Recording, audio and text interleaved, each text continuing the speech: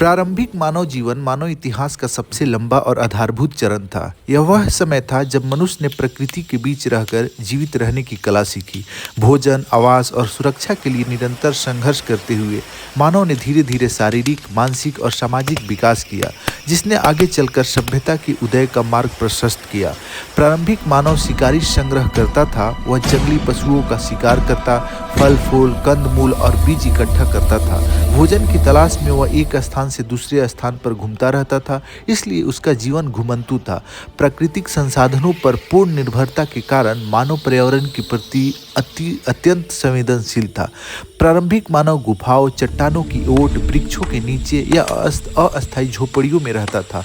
मौसम, जंगली पशुओं और प्राकृतिक आपदाओं से बचाव के लिए सुरक्षित स्थानों का चयन आवश्यक था। नदी, घाटियां और जंगल मानव के लिए भोजन और पानी के प्रमुख स्रोत थे।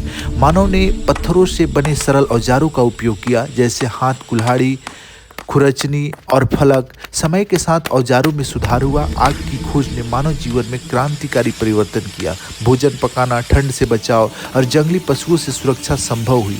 प्रारंभिक मानव छोटे छोटे समूहों में रहता था। समाज अपेक्षाकृत समानतावादी था, जहां भोजन और संसाधनों का साझा उपयोग होता था। नेतृत्व, अनुभव और शारीरिक क्षमता पर आधारित था। परिवार और समूह सहयोग पर टिका सामाजिक ढांचा मानव के अस्तित्व के लिए आवश्यक था। गुफा चित्रकला, नृत्य, संगीत और प्रारंभिक अनुष्ठान मानव की रचनात्मकता और प्रतीकात्मक सोच को दर्शाते हैं।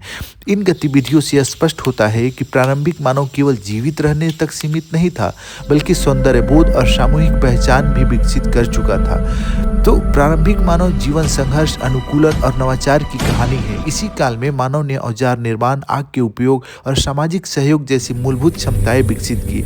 यह अनुभव आगे चलकर कृषि, अस्थायी बस्तियों और अंततः सभ्यता के विकास का आधार बने।